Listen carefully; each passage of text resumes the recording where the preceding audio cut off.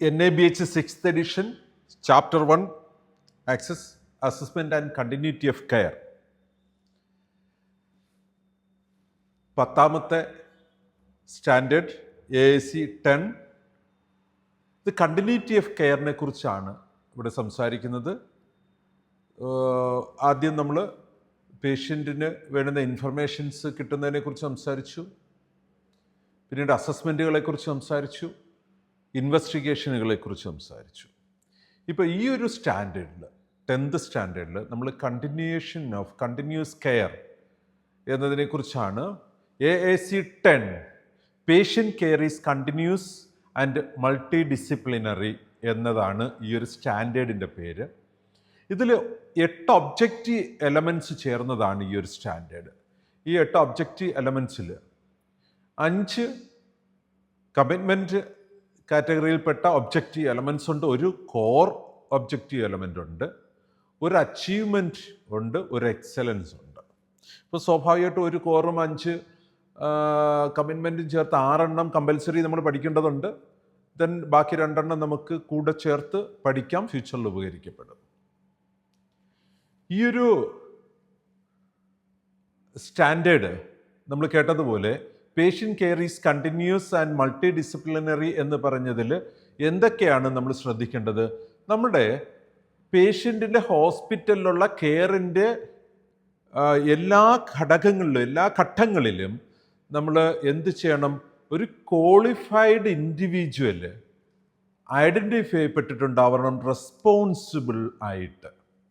ഒരു പേഷ്യൻറ്റിൻ്റെ കെയറിന് ഒരു ഡോക്ടർ, ഒരു ക്വാളിഫൈഡ് ഡോക്ടർ ഐഡൻറ്റിഫൈഡ് ആയിരിക്കണം. ഒരു ടീമായിരിക്കും ചിലപ്പോൾ ട്രീറ്റ്മെൻറ്റ് ചെയ്യുന്നത്, പക്ഷേ ഒരു ഇൻഡിവിജ്വൽ റെസ്പോൺസിബിൾ ആയിട്ടുണ്ടാവണം.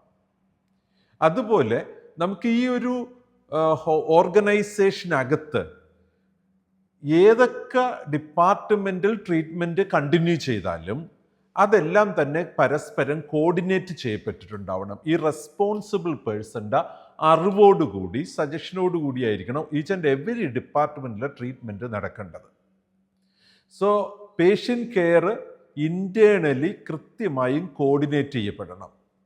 പിന്നെന്താ നമ്മൾ ഇതിനകത്ത് ചിന്തിക്കുന്നത്? ഈ പേഷ്യൻറ്റിൻ്റെ കെയറിനെ കുറിച്ച് നമുക്ക് ഇൻഫർമേഷൻസ് പരസ്പരം ഷെയർ ചെയ്യണം. ഫയലിൽ ഡോക്യുമെൻ്റ് ചെയ്യപ്പെട്ടുള്ള ഫയൽ എല്ലാ ഡിപ്പാർട്ട്മെൻറ്റിലും ഇതുമായിട്ട് ബന്ധപ്പെട്ടവർക്ക് കാണാൻ പറ്റണം. EMRലാകുമ്പോൾ അത് കുറച്ച് ഈസിയാണ്, ഒരേ സമയം തന്നെ എല്ലാവർക്കും കാണാൻ പറ്റും. എസ്പെഷ്യലി ഗ്രേപ്സിൻ്റെ BSA ഉപയോഗിക്കുന്നുണ്ടെങ്കിൽ, ബെഡ് സൈഡ് അസിസ്റ്റൻ്റ് ആപ്ലിക്കേഷൻ ഉപയോഗിക്കുന്നുണ്ടെങ്കിൽ അഡ്മിഷന് ശേഷം അവരുമായിട്ട് ബന്ധപ്പെട്ട ഏത് ട്രീറ്റ്മെൻറ്റ് മേഖലയിലും അത് വിസിബിളാണ് ആ ഇൻഫർമേഷൻസ്.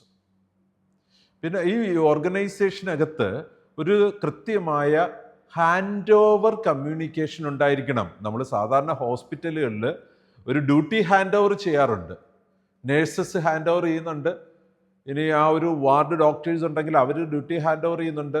അത്രയും പോരാ, നമ്മൾ ഇൻ്റർ ഡിപ്പാർട്ട്മെൻറ്റ് ട്രാൻസ്ഫർ നടത്തുമ്പോൾ ഹാൻഡ് ഓവറും ടേക്ക് ഓവറും റെക്കോർഡ് ചെയ്യപ്പെടണം. ഒരു ഡിപ്പാർട്ട്മെൻറ്റിൽ നിന്ന് പേഷ്യൻറ്റിനെ ട്രാൻസ്ഫർ ചെയ്ത് മറ്റൊരു ഡിപ്പാർട്ട്മെൻറ്റിൽ കൊടുത്താൽ ആ സമയത്ത് ട്രാൻസ്ഫർ ഇൻഫർമേഷൻസ് ഇസ്ബാർ നമ്മൾ കൃത്യമായും ഫോളോ അപ്പ് ചെയ്യണം. അത് BSAയിൽ നിങ്ങൾക്ക് ഇസ്ബാർ കാണാൻ പറ്റും, അത് കണക്കിന് ഡെസ്ക്ടോപ്പിൽ ഗ്രേപ്സ് IDMRലും കാണാൻ പറ്റും. അത് നമ്മൾ കൃത്യമായി അവിടെ ഹാൻഡിൽ ചെയ്യേണ്ട ആവശ്യമുണ്ട്.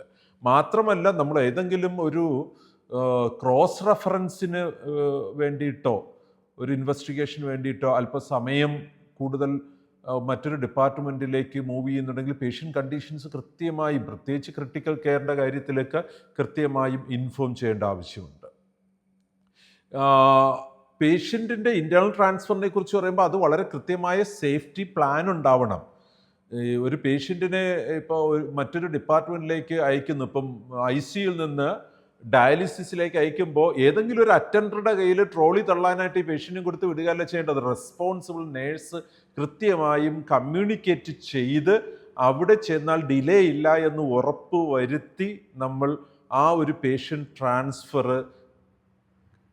കൈകാര്യം ചെയ്യണം. അതിനു വേണ്ടിയിട്ട് നമുക്ക് ഇൻറ്റേർണൽ സ്പെഷ്യാലിറ്റി റെഫറൻസുകളോ സർവീസുകളോ ഉപയോഗിക്കുന്നതിന് കൃത്യമായ റിട്ടേൺ ഗൈഡ് ലൈൻസ് നമ്മുടെ ഹോസ്പിറ്റലിൽ ഉണ്ടാവണം. പലപ്പോഴും സംഭവിക്കുന്ന ഒരു പ്രശ്നം എന്ന് പറഞ്ഞാൽ നമ്മുടെ ഹോസ്പിറ്റലുകളിൽ ഒരു അറ്റൻഡേഴ്സ് ഉണ്ട്. ഈ അറ്റൻഡേഴ്സിൻ്റെ അടുത്തേക്ക് പേഷ്യൻറ്റിനെ കൊടുത്ത് ഫയൽ വട്ടങ്ങ് വിടും. അടുത്ത ഡിപ്പാർട്ട്മെൻറ്റിൽ ചെന്ന് കഴിയുമ്പോൾ അതിൻ്റെ ക്ലിനിക്കൽ എക്സ്പ്ലനേഷൻ കൃത്യമായിട്ട് കിട്ടിയിട്ടുണ്ടാവില്ല. അവരിത് അന്വേഷിക്കുന്നുണ്ടാവും. പേഷ്യൻ്റ് അനാവശ്യമായ വെയിറ്റിംഗ് അവിടെ ഉണ്ടാവും. അതുപോലെ തന്നെ നമുക്കൊരു പ്രഡിക്റ്റബിൾ ടൈം ഫ്രെയിം പറയാൻ കഴിയണം. ഒരു സർവീസിന് വേണ്ടി ഒരു CTക്ക് അയച്ചു പേഷ്യൻറ്റിന്, MRIക്ക് അയച്ചു, അല്ലെങ്കിൽ ഒരു ലാബ് ഇൻവെസ്റ്റിഗേഷൻ നടന്നു, ഡയാലിസിസിന് പറഞ്ഞു വിട്ടു. സോ അവരുടെ ബൈസ്റ്റാൻഡേഴ്സിനോട്, ബന്ധുക്കളോട്, ഈ പേഷ്യൻറ്റിനോട് നമുക്ക് ഏകദേശം എത്ര സമയം കൊണ്ടാണ് ഈ പ്രൊസീജിയർ കഴിയുക, അല്ലെങ്കിൽ റിസൾട്ട് എത്തുന്ന ഏകദേശം എത്ര സമയം കൊണ്ടാണ് എന്ന് നമുക്കൊരു പ്രഡിക്റ്റബിൾ സമയം പറയാൻ പറ്റണം. അതുപോലെ തന്നെ ഏറ്റവും പ്രധാനപ്പെട്ട ഒരു കാര്യമാണ് നമുക്ക് ഈ ഒരു പേഷ്യൻറ്റിൻ്റെ ക്ലിനിക്കൽ കാര്യങ്ങളെക്കുറിച്ച് ഒരു ക്രിട്ടിക്കൽ വാല്യൂ അലർട്ട് ഉണ്ടായാൽ എങ്ങനെയാണ് അവിടെ ഡിസിഷൻ മേക്ക് ചെയ്യുക, സപ്പോർട്ട് കൊടുക്കുക എന്നതിന് ഒരു ധാരണയുണ്ടാവണം ഹോസ്പിറ്റലിനകത്ത്. ക്രിട്ടിക്കൽ വാല്യൂ അലർട്ട് നമ്മൾ EMRൽ കൂടെ ഗ്രേപ്സ് ഡോക്ടേഴ്സിന് ഇലക്ട്രോണിക് മെഡിക്കൽ റെക്കോർഡ്സിൻ്റെ പാർട്ടായിട്ട് തന്നെ കിട്ടുന്നുണ്ട്. അങ്ങനെ കിട്ടുന്ന സമയത്ത് എങ്ങനെയാണ് ആക്ഷൻ പ്ലാൻ അവിടെ എക്സിക്യൂട്ട് ചെയ്യേണ്ടത്. ഇത്രയേ ഉള്ളൂ.